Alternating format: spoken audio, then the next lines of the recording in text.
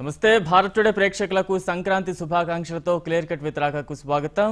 ఇవాల్టి వివిధ దినపత్రికల్లో ప్రచురితమైన ముఖ్య వార్తా అంశాలపై తక్షణ విశ్లేషణ అందించే కార్యక్రమానికి స్వాగతం. ముందుగా హెడ్లైన్స్ ఒకసారి చూద్దాం. తెలుగు రాష్ట్రాల ప్రజలకు గవర్నర్ సంక్రాంతి శుభాకాంక్షలు. సంస్కృతి సాంప్రదాయాలకు అద్దం పట్టేలా జరుపుకోవాలన్న నరసింహన్.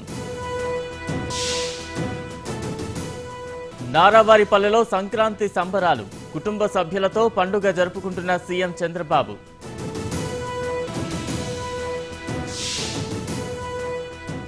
నేడు జేఎన్యూ విద్యార్థుల దేశద్రోహం కేసుపై పాటియాలా కోర్టు తీర్పు. కన్నయ్య కుమార్, ఉమర్ పేర్లు ఛార్జ్షీట్లో నమోదు. అడిలైడ్లో భారత్ ఆస్ట్రేలియా మధ్య రెండో వన్డే. ఉదయం 8:50 మ్యాచ్ ప్రారంభం. మొదటగా వివిధ దినపత్రికల్లో ప్రచురితమైన వార్తను చూద్దాం.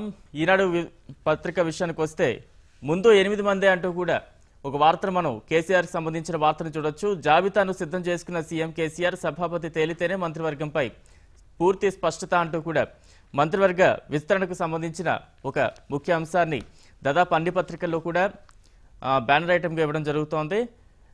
శాసనసభాపతి ఎంపిక తర్వాత మంత్రివర్గ విస్తరణపై పూర్తి స్పష్టత రానుంది. సభాపతిగా ఎంపికయ్యే నేత సామాజిక వర్గం నుంచి ఒకరిని తగ్గించి గానీ లేదా మినహాయించి గానీ మంత్రివర్గ కూర్పు చేయాలని ముఖ్యమంత్రి కేసీఆర్ యోచిస్తున్నట్లు సమాచారం.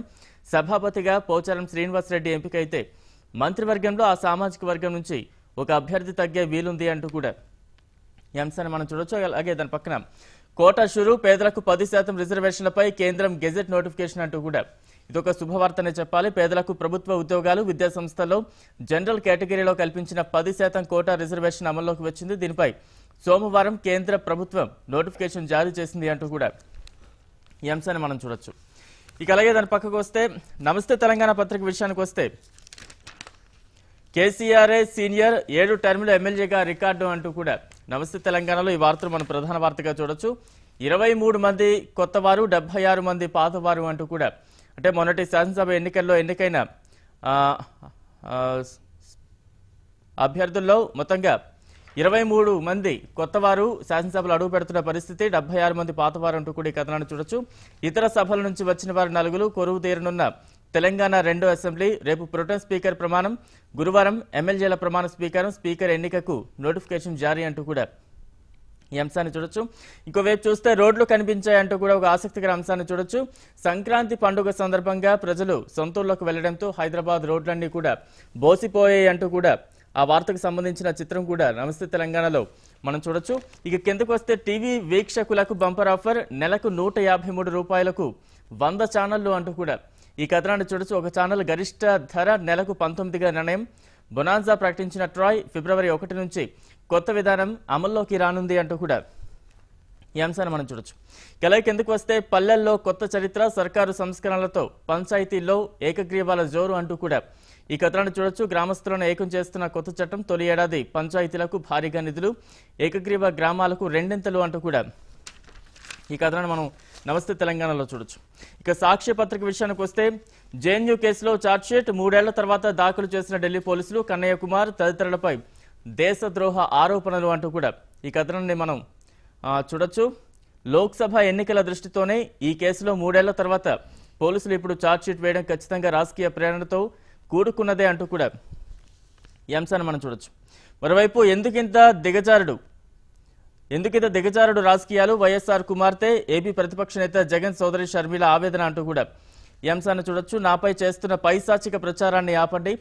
ఈ దుష్ప్రచారం వెనుక ఖచ్చితంగా టీడీపీ ప్రమేయం ఉంది. 2014 ఎన్నికల్లోనూ ఇలాగే, ఇప్పుడు మరోసారి ఆ వ్యక్తిని నేనెప్పుడూ కలవలేదు, మాట్లాడలేదని నా బిడ్డలపై ప్రమాణం చేసి చెబుతున్నా. నాపై విషం చిమ్ముతున్న వారు ఇలాగే ప్రమాణం చేసి నిజం చెప్పగలరా? రాష్ట్రంలో మహిళలకు ఆత్మగౌరవం లేదా? ఓ మహిళపై ఇలాంటి దుష్ప్రచారం తగదని ఏపీ సీఎం చంద్రబాబు ఎందుకు వారించరు? సోషల్ మీడియాలో తనపై దుష్ప్రచారం చేయడంపై హైదరాబాద్ పోలీస్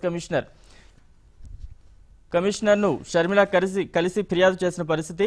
దీనికి సంబంధించిన వార్తను కూడా సాక్షిలో ప్రముఖ వార్తగా మనం చూడొచ్చు. ఇక కిందకు వస్తే తొలి విడతలో 769 పంచాయతీలు ఏకగ్రీవం అంటూ కూడా ఈ అంశాన్ని మనం సాక్షిలో చూడొచ్చు. 3వ దశ పంచాయతీ పోరు ప్రారంభం. రేపటి నుంచి నామినేషన్ల స్వీకరణ ముగిసిన రెండో విడత నామినేషన్ల పరిశీలన అంటూ కూడా ఈ వార్తను మనం చూడొచ్చు. ఇక వీటిపై మనం విశ్లేషణ కొనసాగుతాం, స్టార్ట్ చేద్దాం. ప్రస్తుతం మనతో పాటు స్టూడియోలో అందుబాటులో ఉన్నారు senior journalist, Bharat today output editor Rakesh Sudhakar గారు. Rakesh sir, happy Sankranti sir. మొత్తంగా నిన్నటి భోగి పండుగ, ఈరోజు సంక్రాంతి, దాంతో నగరాలు పట్టణాలు అన్నీ కూడా బాగా రద్దీగా ఉన్నాయి. పండగ వాతావరణంతో న్యూస్ కూడా పెద్దగా ఎక్కువగా లేనట్టే ఉంది సార్. ఏ రకంగా చూడాలి సార్? అంటే సంక్రాంతి పండుగ, నిన్న భోగి పండుగ నాడు పోలీసులు ఆంక్షలు విధించినా కూడా కొన్ని ప్రాంతాల్లో కోడి పందాలు అక్కడక్కడ జరిగిన పరిస్థితి, తిరుపతి లాంటి ప్రాంతాల్లో జల్లికట్టు జరిగిన పరిస్థితి. అంటే పోలీసు ఆంక్షలు ఒక పక్కన విధిస్తున్నా, కోర్టు తీర్పులున్నా కూడా ప్రజలు వాటిని ఉల్లంఘిస్తున్న పరిస్థితి ఎక్కువగా కనిపిస్తూ ఉన్న పరిస్థితి. ఏ రకంగా చూడాలి ఇట్లా? సంక్రాంతి వాస్తవానికి మొత్తం దేశంలో జరిగేటటువంటి పండగ. ఒక చోట అస్సాంలో దీన్ని బిహు అంటారు, బెంగాల్లో దీన్ని బిషు అంటారు, పంజాబ్లో లోహరి అంటారు, ఉత్తర భారతదేశంలో మకర సంక్రమణ అంటారు, మహారాష్ట్రలో గుడి పడవ అంటారు, మన దగ్గర సంక్రాంతి, తమిళనాడులో దీన్ని పొంగల్ అంటారు. వేర్వేరు పేర్లతో ఒకే సమయంలో సూర్యుడు తన గతిని మారుస్తున్నటువంటి దక్షిణాయనం నుంచి ఉత్తరాయణంకి వెళ్తున్నటువంటి సమయాన్ని మనం సంక్రాంతి, ఒక మంచి మార్పుకి ప్రారంభం కాబట్టి సమ్యక్రాంతి అంటారు. గాదెలు నిండి ఉంటాయి, ధాన్యం ఇంటికి వస్తుంది కాబట్టి రైతులు కాస్త దాన ధర్మాలు చేయటం ఇది జరుగుతుంది. దీంతోపాటు కొంత ఖాళీ సమయం చిక్కుతుంది కాబట్టి వ్యవసాయపరమైనటువంటి శక్తిపరమైనటువంటి పండగలు జరుగుతాయి. వీటన్నిటి వెనకాల పంచుకోవడం ఒకటి అన్నిటికన్నా ముఖ్యమైంది. సంక్రాంతి పండగ అనే దానిలో పంచుకోవడము, 10 మంది బంధువులు రావటము, అందరికీ పంచటము. రాజస్థాన్ లాంటి ప్రాంతంలో కూడా, కరువు ప్రాంతం, వ్యవసాయం లేని చోట కూడా రైతులు తమ పంటని పంచుకుంటారు. 10 మందికి పేదవాళ్ళకి ఇవ్వటం దగ్గర నుంచి మొదలుపెట్టింది. రైతులు అక్కడ ఒక సామెత ఉంది రాజస్థాన్లో, మోర్ ఢోర్ చోర్ కే ఖానే కే బాద్ జో బచ్తా హై వో మేరా హై అంటాడు రైతు. కరువు ప్రాంతము, పంట తక్కువ పండుతుంది, అక్కడ కూడా రైతు ఏమంటే మోర్, మోర్ అంటే మయూరము అంటే పక్షులు, పక్షులు తినగా మిగిలింది. ఢోర్, ఢోర్ అంటే మోసేవాడు, వాడు కూలివాడు కావచ్చును, జంతువు కావచ్చును, వాళ్ళు తినగా మిగిలింది. చోర్, కొందరు పాపము సంపాదించలేరు, వాళ్ళు తినే వస్తువులు వాళ్ళు కొంచెం దొంగతనం చేస్తారు. దొంగతనం చేయడానికి కారణం ఆకలి కాబట్టి వాళ్ళని దొంగతనం చేయని కొంత. మోర్ ఢోర్ చోర్కే ఖానేకే బాద్ జో బచ్తాయి, వాళ్ళందరూ తిన్నాక మిగిలింది ఇది నాది అంటాడు వాడు. కరువు ప్రాంతంలోని రైతు కూడా పంచుకోవడానికి ఇష్టపడతాడు. సో సంక్రాంతి యొక్క ప్రధానమైన లక్షణం పంచుకోవడం, రెండవది వినోదము. ఎందుకంటే పంటలన్నీ చేతికి వస్తాయి, కాస్త ఖాళీ సమయం ఉంటుంది వ్యవసాయ పనుల నుంచి, అందుకని దాని చుట్టూ వినోదాత్మకమైనటువంటి క్రీడలు గ్రామాల్లో అల్లుకున్నాయి. మూడవది, పాతకాలంలో రాజులు తమ సైన్యంలోకి రిక్రూట్మెంట్ చేయడం కోసము ఊళ్ళలో బలవంతులు ఎవరు అని వెతికేవాళ్ళు. అందుకనే మీకు బండలాగుడు పోటీ ఉంది, బరువులు ఎత్తే పోటీ ఉంది, పళ్ళతోటి వస్తువుల్ని ఎత్తేటువంటి వాటి పోటీ ఉంది, ఎనుబోతుల్ని లేకపోతే దునపోతుల్ని ఆపేందుకు వాటిని నిరోధించేంత బలవంతుడు ఎవరు అని చూసేది. దాని నుంచే జల్లికట్టు వచ్చింది. ఆ తర్వాత పౌరుషాన్ని పెంపొందించేటువంటి కోళ్ల పందాలు లాంటివి వచ్చినాయి. కాబట్టి ఈ ఆటలన్నిటి నేపథ్యాన్ని మనం అర్థం చేసుకోవాలి. ఈ కల్చర్లో పంచుకోవడము, వినోదం చేసుకోవటము, మూడవది మనలో ఉన్నటువంటి క్షాత్ర తేజం ఏదైతే ఉందో, వ్యాలర్, దీని నుంచే మిలిటరీలకు రిక్రూట్ అయ్యేవాళ్ళు. ఇప్పట్లాగా కాకుండా పాతకాలంలో సైన్యము 6 నెలలు వ్యవసాయం చేసుకునేవాళ్ళు, 6 నెలలు యుద్ధం చేసేవాళ్ళు. వానాకాలంలో యుద్ధాలు జరిగేవి కావు పాతకాలంలో. అందుకనే మన అప్పుడు జై జవాను జై కిసాన్ ఒకరే పాతకాలంలో. ఈ 2 వేరు అయిన తర్వాతనే మనకి కరువు. జై కాబట్టి ఈ పండగల ఈ నేపథ్యాన్ని అర్థం చేసుకోకుండా, పండగలో ఉన్నటువంటి ఈ ఆటల వీటి యొక్క స్పిరిట్ని అర్థం చేసుకోకుండా, అంటే ఏడాది పాటు కోళ్ళని చంపి చికెన్ తింటే ఎవరికి బాధ అనిపించదు. కేవలం ఏదో మన కోళ్ళ పోటీలు నిర్వహించినప్పుడు మాత్రమే జంతు ప్రీతి గుర్తుకొస్తుంది. ఏడాది పాటు బజార్లో బీఫ్ను అమ్మితే ఎవరికి బాధ అనిపించదు. జల్లికట్టులో మాత్రము ఒక రోజు ఆట ఆడినంత మాత్రాన జంతువుల యొక్క మొత్తం ఇది హాని జరుగుతుంది. ఇదొక ఫేక్ యానిమల్ లవ్, ఇదొక మోసపూరిత కుట్రపూరితమైనటువంటి యానిమల్, నిజమైనటువంటి జంతు ప్రేమ కాదు. ఏడాది పాటు బీఫ్ షాప్స్ ఉన్నాయి, మీకు ఎక్కడ పడితే అక్కడ కనిపిస్తున్నాయి. దాని గురించి ఎవరు మాట్లాడకుండా కేవలం జల్లికట్టు సమయంలో మాత్రమే మాట్లాడటం, ఏడాది పాటు పక్షుల గురించి మాట్లాడడం, కేవలం మనం సంక్రాంతి సమయంలో మాత్రమే మాట్లాడటం, ఇవి వాస్తవానికి జూదాన్ని సమర్థించనక్కర్లేదు. జూదము ఆడకూడదు. జూదం అనేది మంచిది కూడా కాదు, బెట్టింగ్ మంచిది కాదు, గుండాటలు లాంటివి, లేకపోతే కోళ్ల పందాల పేరిట కోట్ల లావాదేవీలు మారడం, దీని విషయంలో ప్రభుత్వం కఠినమైనటువంటి చర్యలు తీసుకోవాలి. నిజానికి ప్రభుత్వం తలచుకుంటే తీసుకోవచ్చు, కానీ ప్రభుత్వాలు కూడా పరోక్షంగా వీటిని పాలనలో ఉన్నటువంటి పార్టీలు, ప్రతిపక్షాలు అందరూ కూడా వీటిని ఎంకరేజ్ చేస్తున్నారు. దురదృష్టం ఏంటంటే సంస్కృతి ప్రధానమైనటువంటి విషయాలను ఎంకరేజ్ చేయడానికి బదులు దీనిలో ఆర్థికంతో ముడిపడ్డది, మన జూదంతో ముడిపడ్డది, పంటింగ్తో ముడిపడ్డది, బెట్టింగ్తో ముడిపడ్డ వాటిని ప్రభుత్వాలు అంటే రాజకీయ పార్టీలు ఎంకరేజ్ చేస్తున్నాయి. నిజానికి మీరు గమనిస్తే ఒక ఆసక్తికరమైన విషయం మొదలైంది. గతం కన్నా కూడా ఇప్పుడు సంక్రాంతిని పరంపరాగతంగా జరుపుకోవాలని అమ్మాయిలు ఓణీలు వేసుకుంటున్నారు, అబ్బాయిలు ధోవతిలు ధరిస్తున్నారు, సంక్రాంతి గొబ్బెమ్మలు గతం కన్నా పెరిగినాయి, కుటుంబాలన్నీ మళ్ళీ కలిసి పండగలు జరుపుకోవడం పెరిగింది. దీన్ని మార్షల్ మెక్లుహాన్ అనేటువంటి ఒక సైంటిస్టు, సామాజిక శాస్త్రవేత్త దీన్ని రీట్రైబలైజేషన్ అన్నాడు. గ్లోబల్ విలేజ్ అన్న పదాన్ని మొట్టమొదటి మనకి ఇచ్చింది ఆయనే. రీట్రైబలైజేషన్ అంటే పాత కొత్త రూపంలో మళ్ళీ తిరిగి వస్తుంది. ఇదివరకు సంక్రాంతి పెద్ద పండుగ, మధ్యలో మనము ఆధునికీకరణ, పట్టణీకరణ వైపు వెళ్ళినప్పుడు సంక్రాంతి ప్రాధాన్యం తగ్గింది. ఇప్పుడు మళ్ళీ సంక్రాంతికి సొంత ఊరుకు పోవాలి, సొంత ఊర్లో గడపాలి, గ్రామాల్లో ఉండాలి, ఇలాగ మొదలు పెట్టారు. ఈ రీట్రైబలైజేషన్ అంటారు దీన్ని. అదే తిరిగి వస్తుంది వేరే రూపంలో. హరిదాసులు ఇదివరకన్నా పెరిగారు. ఇదివరకు హరిదాసులు కాలినడకన వచ్చేవాళ్ళు, ఇప్పుడు మీరు హరిదాసులు మోటార్ సైకిళ్ళ మీద వస్తున్నారు. ఇంటింటికి మోటార్ సైకిల్ మీద వచ్చి మనకి ఆంధ్రజ్యోతిలో దానికి సంబంధించినటువంటి కథనం కూడా ఉన్నది. కాబట్టి అదే వస్తువు మళ్ళీ తిరిగి వస్తుంది, కొత్త రూపంలో తిరిగి వస్తుంది. దీన్ని రీట్రైబలైజేషన్ అన్నాడు మార్షల్ మెక్లుహాన్ అనమాట. కాబట్టి మళ్ళీ మనము we are going back to roots. Srikakulam జిల్లాలో కడుము అనే ఒక గ్రామం ఉంది, నాగావళి ఒడ్డున. ఆ కడుము గ్రామంలో ఉన్నటువంటి ప్రజలు నాగావళి వరదలు వచ్చినప్పుడు మొత్తము ఆ ఊరు వదిలి వచ్చేసేసారు. దాదాపు 400-500 కుటుంబాలు. మన రామంతపూర్లో దాదాపు 300 కుటుంబాలు ఉంటాయి, కూకట్పల్లి దగ్గర ఒక 100 కుటుంబాల దాకా ఉంటాయి, బెంగళూరు మిగతా చోట్ల కూడా కొందరు ఉన్నారు. ఈ గ్రామ ప్రజలందరూ ఒక నియమం పెట్టుకున్నారండి, సంక్రాంతికి మనందరము ఊరికి వెళ్ళాలి.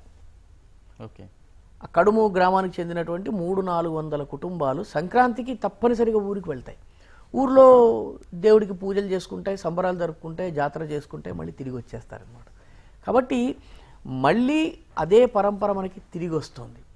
సో ప్రభుత్వము కూడా ఈ పరంపరతో ముడిపడ్డ అంశాలని ప్రోత్సహిస్తూ జూదము, బెట్టింగు, డబ్బులు చేతులు మారడము, దీన్ని కొంచెం నిరుత్సాహపరుస్తూ దాని మీద కఠినమైన చర్యలు తీసుకుంటూ ఈ పండుగ యొక్క రైట్ స్పిరిట్, పంచుకోవడము, వినోదము, ఫిజికల్ స్ట్రెంగ్త్ గురించి, చలిని ఎదిరించి మనుషులు తమ పనులు చేసుకునేటువంటి జడత్వం నుంచి చైతన్యం వరకు వెళ్ళడము, మంచి మార్పు, సమ్యక్రాంతి, దీన్ని ప్రభుత్వాలు కూడా ప్రోత్సహించాలి, పాలకులు ప్రోత్సహించాలి, రాజకీయ నాయకులు, సామాజిక నాయకులు కూడా దీన్ని ప్రోత్సహించాల్సిన అవసరం ఉంది. సంక్రాంతి యొక్క ఈ రైట్ స్పిరిట్ని మనం అర్థం చేసుకోవాలి. ఇప్పుడు చిన్న బ్రేక్ తీసుకుందాం సార్. క్లియర్ కట్ విత్ రాకాలో షార్ట్ బ్రేక్ తీసుకుందాం. స్టేజ్ సార్, మరొక ప్రముఖ వార్తగా చూడాలి. లోక్సభ తర్వాతే తెలంగాణ కేబినెట్ విస్తరణ ఉండబోతోంది అంటూ కూడా ఈ కథనాన్ని మనం చూస్తున్నాం. అంటే ఈ మరింత జాప్యం జరిగే అవకాశాలు ఉన్నాయంటూ వార్తలు చూస్తున్నాం సార్. దీన్ని ఏ రకంగా అర్థం చేసుకోవాలి?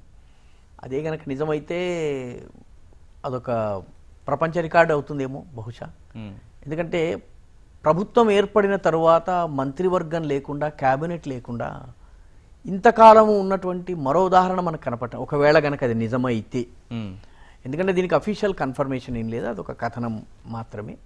కానీ అది నిజమే అయినట్లయితే మాత్రం, ఎందుకంటే ఎన్నికలు జరిగేటప్పటికీ మనకి ఏప్రిల్ మే వరకు సమయం పడుతుంది. ఏప్రిల్ మే తరువాతనే మనం కనుక ప్రభుత్వాన్ని ఏర్పాటు చేసుకోవాలన్నట్లయితే చాలా ఒక విచిత్రమైనటువంటి పరిస్థితి. ప్రభుత్వము ఉండి లేనట్టుగా, కనిపించి కనిపించనట్టుగా ఉండేటువంటి పరిస్థితి వస్తుంది.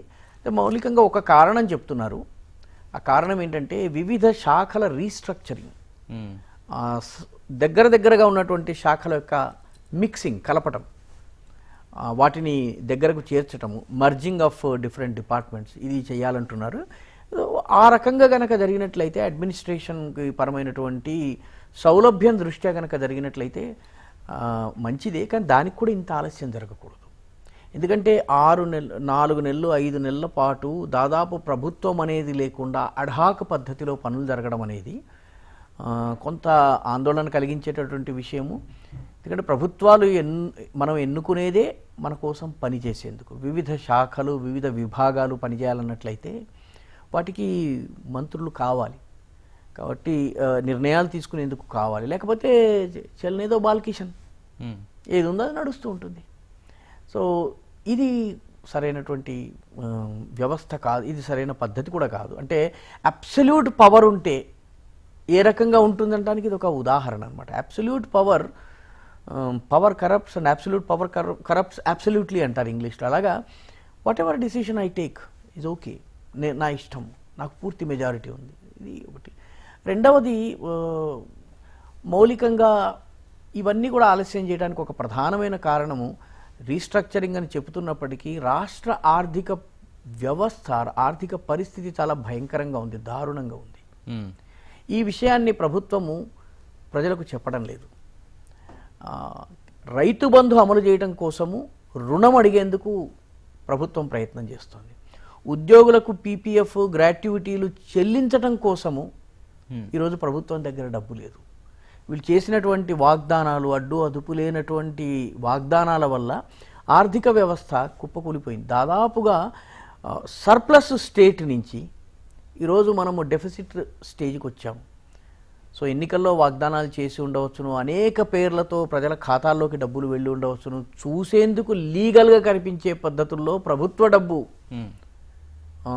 ఓటర్ల యొక్క రాజకీయ నిర్ణయాన్ని ప్రభావితం చేసే రీతిలో వెళ్ళి ఉండవచ్చును. వాటన్నిటిది ఇప్పుడు వడ్డీతో సహా మన రాష్ట్ర ప్రభుత్వం చెల్లించుకోవాల్సి వస్తుంది. రాష్ట్ర ప్రభుత్వం చెల్లించుకోవడం అంటే మీరు, నేను, మనలాంటి వాళ్ళు మన పన్నుల రూపంలో, రకరకాల రూపంలో చెల్లించుకోవాల్సి వస్తుంది. ఇప్పుడు పన్నులు వేయడం కూడా కష్టమవుతుంది. ఎందుకంటే జిఎస్టీ వచ్చింది. జిఎస్టీలో కొన్ని అదనపు పన్నులు వేయటము ఇబ్బంది అవుతుంది. రాష్ట్ర ప్రభుత్వాలు కనుక వేసినట్టయితే అవి జవాబు చెప్పుకోవాల్సి వస్తుంది ప్రజలకి. కాబట్టి తక్షణము వీటికి సంబంధించినటువంటి జవాబులు లేని కారణంగా ఇవన్నీ ఆలస్యం అవుతున్నాయా అన్నటువంటి అనుమానం కూడా కొందరు ఆర్థిక రంగ నిపుణులు అంటున్నటువంటి మాట. విద్యుత్ సరఫరా ఇవన్నీ ఇప్పుడు మనకి ఒకటి వడ్డీతో సహా ప్రభుత్వము, ప్రజలు చెల్లించుకునేటువంటి పరిస్థితి వస్తుంది. వీటికి సంబంధించిన పరిష్కారాలు వెతికే ప్రయత్నంలో భాగంగానే కేబినెట్ విస్తరణ ఆలస్యం అవుతున్నట్టుగా అనిపిస్తున్నది. రెండవది, లోక్సభ ఎన్నికలు గెలవాలి, ఎవరు బాగా పనిచేస్తారో వాళ్ళకి మంత్రి పదవులు ఇస్తామని చెప్పి మీ పర్ఫార్మెన్స్ ఆధారంగా మీకు మంత్రి పదవులు, కార్పొరేషన్ పదవులు దక్కుతాయని చెప్పేసి వాళ్ళ చేత, ఎందుకంటే సహజంగా గెలిచిన తర్వాత లోక్సభలో క్యాండిడేట్లను గెలిపించుకోవాల్సిన అవసరం కనిపించదు ఎమ్మెల్యేలకు. కాబట్టి వాళ్ళని పని చేయించడం కోసము క్యారెట్ అండ్ స్టిక్ పాలసీలో భాగంగా బహుశా ఇది జరుగుతుందా అన్నటువంటి అనుమానాలు ఉన్నాయి. కానీ ఏది ఏమైనప్పటికీ ఒక ప్రభుత్వము ఎంపికైన తర్వాత దాని దగ్గర ఉండే సమయము 5 ఏళ్ళు. ఈ 5 ఏళ్లలో చివరి 6 నెలలు ఎన్నికలకు పోతాయి, మొదటి 6 నెలలు సన్మానాలు సత్కారాలకు పోతాయి. సో వాళ్ళ చేతుల్లో మిగిలింది 4 సంవత్సరాలు మాత్రమే. ఈ 4 ఏళ్లలో వాళ్ళు ప్రజలకు ఏం చేయాలో అవన్నీ చేయాలి. కాబట్టి ఎంత ఆలస్యం అయితే ప్రజలకు అంత కీడు జరుగుతుంది. మంత్రులు అక్కర్లేదు అన్నట్లయితే, ఒకవేళ మంత్రులు వద్దు, మంత్రులు లేకుండా కూడా పరిపాలన జరుగుతుంది అన్నట్లయితే అసలు ఈ క్యాబినెట్ అవసరం లేదు. ఈ ఎర్రబుగ్గ కార్లు, లేకపోతే ఈ విఐపీలు, ఈ సెక్యూరిటీ మెన్, ఈ మొత్తం తొలగించేసేసేయచ్చు. కాబట్టి ఇది ఆలస్యం కావడం సరైనటువంటి పద్ధతి కాదు. సార్, ఇంకొకటి ముఖ్య వార్తగా చూడొచ్చు. అంటే కర్ణాటక రాజకీయాలు చూస్తే కాంగ్రెస్, జేడీయూ పొత్తు పొడిచి అక్కడ ప్రభుత్వం ఏర్పాటు చేసిన పరిస్థితి, కుమారస్వామి అనూహ్యంగా సీఎం అయిన పరిస్థితి. అయితే ప్రస్తుతం కర్ణాటకలో కుమారస్వామి ప్రభుత్వం కుప్పకూలే పరిస్థితిలో ఉంది అంటూ కూడా ఒక ప్రముఖ వార్తగా మన అన్ని పత్రికల్లో కూడా చూడడం జరిగింది. దీని రకంగా చూడాలి సార్? కర్ణాటక ప్రభుత్వం వాస్తవానికి ఒక పేకమేడ. అక్కడ చాలా విచిత్రమైనటువంటి పరిస్థితి. నంబర్ 1 పార్టీ విపక్షం, నెంబర్ 2 పార్టీ ప్రభుత్వంలో ఉంది కానీ ప్రభుత్వం ఫామ్ చేయలేదు. నంబర్ 3లో ఉన్నటువంటి పార్టీ ప్రభుత్వాన్ని ఏర్పాటు చేసింది. అంటే అందరికన్నా బలహీనుడు, రాజకీయంగా ప్రజల ఓట్లలో అందరికన్నా బలహీనుడు, 3వ స్థానంలో ఉన్నవారు ఎవరైతే ఉన్నారో వాళ్ళు ప్రభువులు. అందరికన్నా బలవంతుడు ఎవరైతే ఉన్నారో ఒక 5-6 సీట్లు తక్కువైన కారణంగా వాళ్ళు విపక్షం. రెండవ స్థానంలో ఉన్నటువంటి పార్టీ ఏదైతే ఉందో ఇది మూడవ స్థానంలో ఉండే పార్టీకి మద్దతిస్తూ ప్రభుత్వాన్ని పరోక్షంగా నడిపిస్తున్నది. ప్రభుత్వంలో ఏం జరగాలన్నా ఏం చేయాలన్నా ఇది కాంగ్రెస్ నిర్ణయిస్తోంది. కుమారస్వామి గతంలోనే 2-3 సందర్భాల్లో కన్నీరు పెట్టుకుని నాకు మెజారిటీ లేని కారణంగా నాతో ఆడుకుంటున్నారు అని చెప్పినటువంటి పరిస్థితులు ఉన్నాయి. కుమారస్వామి లాంటి ప్లేయర్స్కి మన ప్రజాస్వామ్యంలో ఉన్నటువంటి వైచిత్రి కారణంగా వీళ్ళకి అవకాశం వస్తుంది. కాంగ్రెస్ పార్టీకి బీజేపీని రానివ్వద్దు, ఆ ఒక్క కారణం చేత వాళ్ళు జనతాదళ్కి మద్దతు ఇచ్చారు. అట్ ది సేమ్ టైం వాళ్ళు ప్రభుత్వం ఫామ్ చేయలేరు కాబట్టి జనతాదళ్ ప్రభుత్వం ఫార్మ్ అయింది. జనతాదళ్ ప్రభుత్వం పని చేయడానికి వీలు లేకుండా వాళ్ళు ఎక్కడికక్కడ అడ్డుపుల్లలు వేస్తున్నారు. సిద్ధరామయ్య కానివ్వండి మాజీ ముఖ్యమంత్రి, అలాగే హెచ్డి శివకుమార్ కానివ్వండి, హెచ్కే శివకుమార్, వీళ్ళు ముఖ్యంగా హెచ్కే శివకుమార్ కూడా ఒక్కలిగ కమ్యూనిటీకి చెందినవాడే కావడం వల్ల ఒక్కలిగ నాయకత్వాన్ని దేవెగౌడ కుటుంబం నుంచి లాక్కునే ప్రయత్నం ఈయన చేస్తున్నారు. కాబట్టి మొదటి నుంచి కూడా టెన్షన్ల మధ్య ఆ ప్రభుత్వం కొనసాగుతోంది. ఎప్పటికప్పుడు బెదిరించడం ద్వారా, భయపెట్టడం ద్వారా కాంగ్రెస్ కుమారస్వామిని ఆడించేందుకు ప్రయత్నం చేస్తోంది. కాంగ్రెస్ బలహీనతని అడ్డం పెట్టుకుని కాంగ్రెస్ని ఆటాడించేందుకు కుమారస్వామి ప్రయత్నం చేస్తున్నారు. కాబట్టి ఆ ప్రభుత్వము కేవలము బీజేపీ భయంతో నడుస్తున్నటువంటి ప్రభుత్వము, బీజేపీ ప్రభుత్వంలోకి రాకూడదు అన్నటువంటి ఏకైక కారణంతో నడుస్తున్నటువంటి ప్రభుత్వము. అటువంటి ప్రభుత్వాలు ఎక్కువ కాలం నడవడం కష్టం. ఎందుకంటే పదవుల పంపకం దగ్గర రకరకాల ఇష్యూస్లో అసంతృప్తి వస్తుంది. ఈ అసంతృప్తి వచ్చినప్పుడు ఆ అసంతృప్తి భగ్గుమని ప్రభుత్వం యొక్క ఉనికికి మనుగడకి ప్రమాదం వచ్చే అవకాశం ఉంది ఎన్నికల్లో గనక.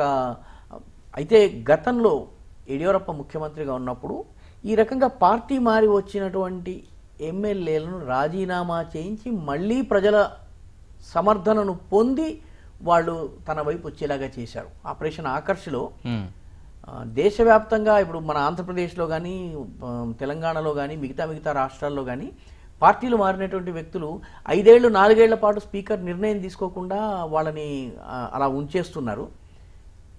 తెలంగాణలో అయితే అసలు నిర్ణయం రాకుండానే ఎన్నికలు జరిగి కొత్త ప్రభుత్వం వచ్చేసింది. Okay sir. కాబట్టి ఈ పరిస్థితి కన్నా కూడా కర్ణాటకలో బీజేపీ కనీసము రాజీనామా చేయించి మళ్ళీ గెలిపించుకునేటువంటి పని చేసింది.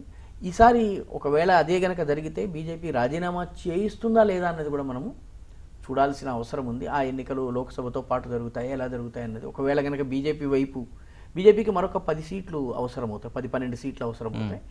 10-12 మందిని చీల్చాలి అంటే చాలా పెద్ద